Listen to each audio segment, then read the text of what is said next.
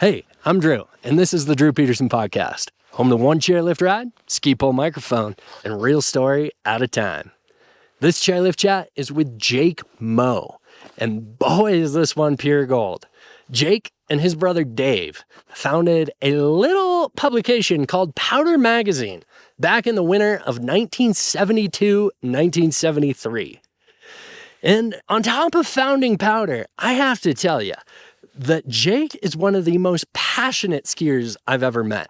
His effervescent ball of joy self definitely shines through in this episode. I was laughing when I was recording it and when I was editing it, and I really hope that it brings a smile to your face too. Before we drop in, a quick note from this episode's sponsor. Have you ever thought to yourself that there's more to skiing than being really, really, really ridiculously good looking? Honestly, no, me neither. Look good, feel good, ski good. Am I right? And I tell you what, a purple helmet definitely delivers. This is the Arcane Prime MIPS. I've been wearing Salomon helmets and goggles for the past 8 years, ever since I joined them. And I have to tell you, this is hands down the best helmet that Salomon has ever made. If you know me, you know that I always ski in a helmet because of my concussion and brain health history. Helmets are cool, so get yourself a cool helmet. I pair the Arcane with the Century Pro goggle, a no-nonsense frame with Salomon Sigma lens tech. If you're interested in these products or anything else from Salomon, click the link in this show's newsletter, the show notes, or my website. I know that clicking that link is an extra step, but it helps me, and it also helps to show the value of this podcast to Salomon. All right, let's raise the bar. Keep your tips up and drop in. Jake Moe, we are skiing Sun Valley right now. Thanks for showing me around the local hill. Today, I want to talk about Powder Magazine, because you started this little thing that became the Bible of skiing, became certainly my biggest inspiration when I was a little kid. You started it with the first issue back in 1972-73, and I remember that cover dubbing it the annual portfolio of the Other Ski Experience. Exactly. What was the Other Ski Experience at that point in time? Hey, well, this is really a fun story because it brings back so many good memories of starting Powder Magazine. And basically, we in Powder Magazine were fleeing, content-wise, two things.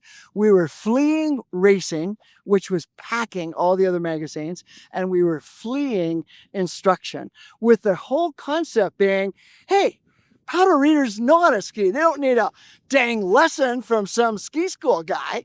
So we didn't accept any instruction pieces, even though we were constantly pitched by not only friends of mine, but great ski instructors saying, hey, I wanna be in Powder. I wanna tell people how to ski. And we said, no way. Our skiers know how to ski. That's phenomenal. And you started it with your brother. So in those early days, what grew from an idea to actually creating a magazine?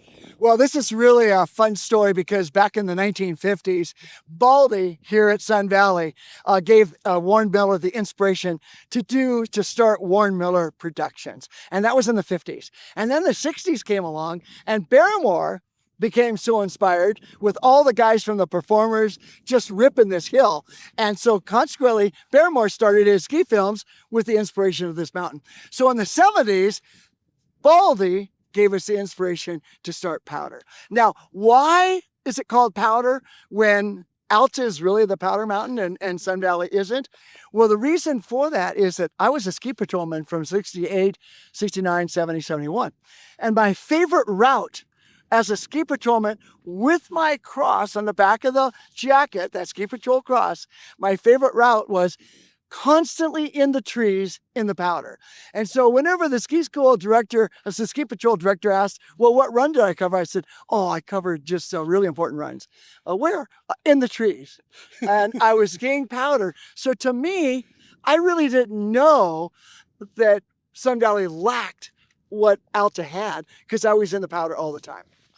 Well, back then too, you weren't crossing tracks. I- It was an untracked ski experience. And Exactly. And that's what we're still chasing today. yeah, and I was on a pair of 1956 head standards. They were just phenomenal powder tree skiing sticks, and so I lived practically in the trees skiing new snow. From back then, when it was an idea, to creating the magazine and seeing it through, when that took on a life of its own and it transformed your life, like what was the biggest pinch me moment early on? Well, interestingly enough, I was just asked recently by some folks, and they asked very innocently by saying, "Well, how do you start a cult?" And I said, "Excuse me?" And they said, "How do you start a cult?" And I said, "Well, have no idea." And because really starting a cult, whether it's Taylor Swift or whatever it is, it's really hard to do to get traction with that in mind going into it. And as we developed more and more wackiness in Powder Magazine, really unusual aspects of publishing, we didn't have any game plan. We did what we wanted passion wise. And so that basically gravitated this cult following.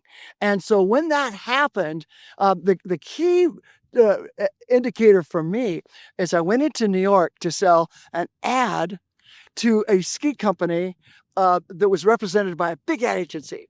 So I walked in there and I had a double truck, a 2-page spread of all 3,000 ski shops that sold Powder Magazine. And I presented that list of all those shops to this potential advertiser. And they said, and this guy said, "You mean to tell me that Powder is in 3,000 toilets, bathrooms, and all these ski shops?" And I said, "Well, sir, it actually might be 6,000 if they have a men's and women's." And he bought an ad schedule, and that right there was the clear example that we had passed that threshold, because we were featuring these shops that he has as customers, and he knew he had to advertise. Oh, that's too good. Well, in today's world, you are still one of the most passionate skiers I've ever met, and it shines through in everything you do. So when you come out here to Ski Baldy and you get excited for that, but also how supportive you are of everything happening in the ski community, what is the other ski experience for you now? Well, that's a good question. I think that I'm really looking at guys that are carving and really doing some super trenching, kind of in the liggety type of mold. And so consequently, I'm thinking, because I'm afflicted terrifically with ADHD, I have constant ideas that just kind of flow. And ideas for all of humanity come a dime a dozen. It's the perseverance behind those creative ideas that really cuts the wheat from the chaff, because it takes a lot of perseverance to kind of drive those creative thoughts. So I've got a particular idea for a contest that kind of brings back some of that old freestyle vibe, and I'm working on it now. And so that kind of really gets my stoke up, because I do love great skiers, and I love skiers that can do it all, whether it's jumping, whether it's ballet, whether it's moguls, whether it's leaning it over. I like the whole combination. I love it, Jake. That's what I love about skiing too. The whole darn thing. Everything. Well, we're up to the top of the chair, but I want to share with you, I don't think I've told you, I was the editorial intern at Powder summer of 2015. Wow. So thanks for creating the coolest summer internship I ever had. Thanks for creating a cult. And I think it's fair to say that creating Captain Powder as the cult leader started all of this. So thank you for the inspiration. Hey, Drew, you're the best. Thank you very much for the time. Thanks, Jake. You rock.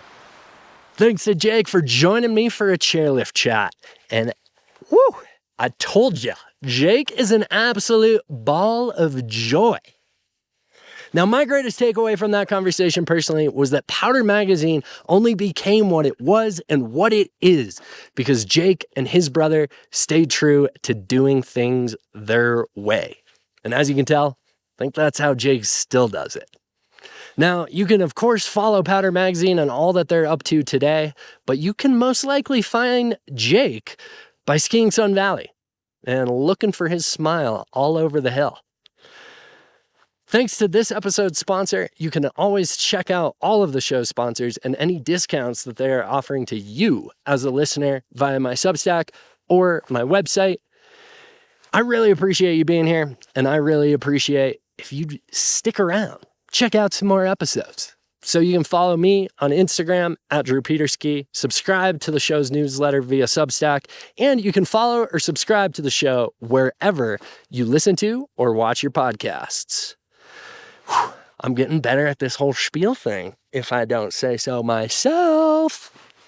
Anyhow, that's it for this ride. Thanks for listening to the Drew Peterson Podcast. Until next run, keep your tips up. Ski and enjoy, my friends.